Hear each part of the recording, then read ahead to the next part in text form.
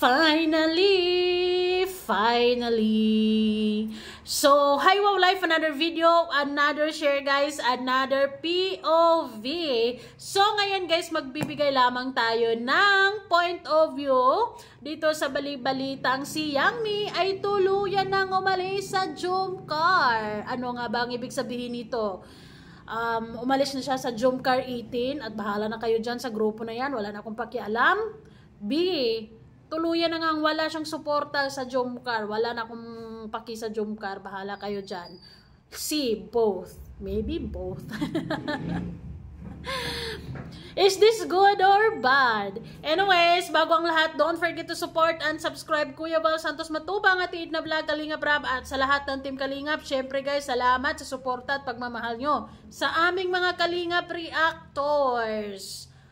Ako personally, good for her. Dahil magkakaroon na siya ng peace of mind at totally makapag-focus na talaga siya kung sino talaga ang sinusuportahan nila ngayon, di ba? Wala nang conflict. At magkaroon na rin ng peace of mind siguro ang Mikris fans and Jomcar fans. Sana no more sumbata na dahil wala naman ang siyang medyan. So, let her support Mikris, di ba? At kung sino pa man ang gusto nilang tulungan sa Kalingap dahil we knew, Jomcar 18, nabuo ni Yang Mi, at yung tulong at suporta na yan is talagang umikot sa Kalingap at marami na silang natulungan talaga. And that's good. And ngayon, talagang masasabi ko na sa Jomcar or sa Mikris talaga sila nag-focus muna at yun nga lang, so sad dahil yung unang babies nila is nagkaroon sila ng conflict, problema, I believe so, na challenge or anong tawag nito? Pagsubok. Pero itong pagsubok na to sa grupo na to, Jomcar 18 between Jomcar, talagang mukhang hindi na masusolusyonan at hanggang dyan na lang siguro talaga ang samahan nila, diba? Siguro Jomcar 18 is part of the past. Maybe ganun na lang. Or si Yang Mi lang mismo. Pero alam nyo yun, Jomcar 18 kasi, si Yang Mi kasi ang founder niyan. Kapag wala ng founder ng Jomcar 18, totally wala na. Lusaw na yan, di ba? Tunaw na ba talaga ang Jomcar 18? Kasi yung haligi nila, or yung ulo nila, wala na eh. So, yung mga members dyan, pilay na. Yung wala nang mga plano. Or magkanya-kanya na sila ng grupo, or magkakaroon sila. Pwede namang magkakaroon sila ng iba't ibang grupo, pwedeng magkaisa din sila sa bagong sinusuportahan ni Yang Mi. Di bali na kung ano man ang mapagkasunduan nila. So, focus tayo dito sa pag-alis ni Yang Mi sa Jomcar. For me finally, nasabi na niya ang totoo. At syempre, at makapag-focus na talaga siya sa Mikris kung ano mang mga plano nila sa Mikris kasama pa niyang iba pang mga sponsors, 'di ba? At hindi na magkakaroon ng conflict sa Jomcar, wala nang selos-selos. Ganon 'yon. Like for example, kung magpabonggang disco, bonggahang party diyan ang grupo ni Yang Mi kay Mikris, ang Jomcar fans kalma. Nilagyan na ng harang or tuldok. 'Di ba? Ni Yang Mi yung ugnayan nila between Jomcar and her. Well, siguro naman si Yang Mi sa mga members niya sa Jomcar 18, hindi niya yon mapupwersa kung sino yung suportahan talaga.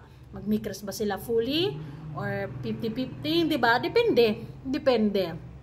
Kung ano ang mananaig sa puso nila. Pero dito kay Yang Mi, good for her. Sabi ko nga, dapat matagal na niyang sinabi yan kasi nararamdaman naman ng mga Jomcar fans yan na wala na silang suporta sa Jomcar. Though I also understand yung sinabi nila noon na ang Jomcar 18 is umikot ngayong tulong. At syempre siguro napagtanto ko na since naisip nila, naramdaman nila na naibigay na nila yung best nila sa Jomcar noon, and maybe it's time for them to really focus kung sino yung mas nangangailangan pa. And that's Mikris kasi bago pa, 'di ba? Siguro naman ang aim din nila diyan, mapabahayan, so on and so forth, 'di ba? Kung ano mang gusto nilang ibigay, wala na tayo doon kasi pira nila 'yon. 'Diba? So, yung iba naman hindi maintindihan ng ibang Jomcar fans kasi nga nagkakaroon ng conflict, nagkakaroon ng masyadong competitive yung ibang fans at hindi nila talaga maintindihan. Nagsiselos plus sa mga issues left and right, mga pagsubok, 'di ba?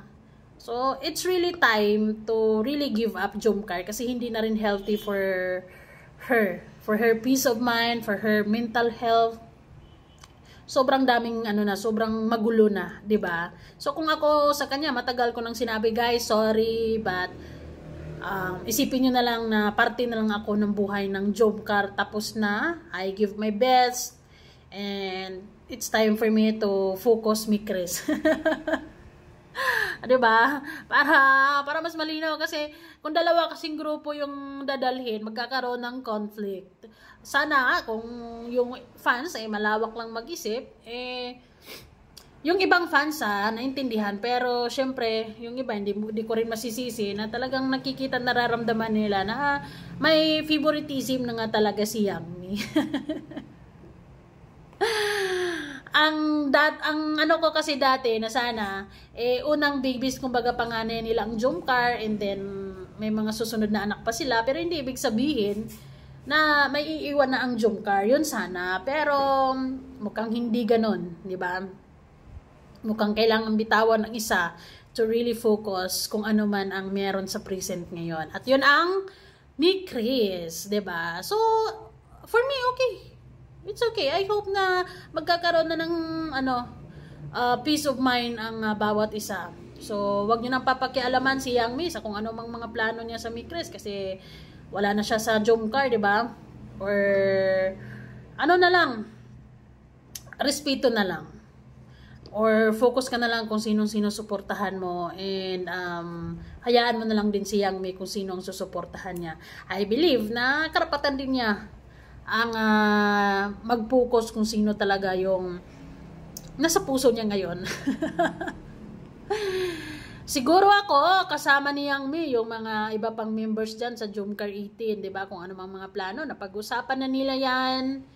And so be it. Wala namang kontrata, di ba? Sa Sokmed naman, people will come and go. So, that's why, strike while the iron is hot. Habang may blessing, habang suporta ay malakas pa, just, push. Kasi yun na nga. Darating ang araw, darating ang panahon na yung mga supporters mo noon magiging wala nang gana sa'yo. And wala, ganun talaga. Lalo na kung hindi ma-handle ng maayos, lalo na kung lalagyan ng iba't ibang issues, di ba?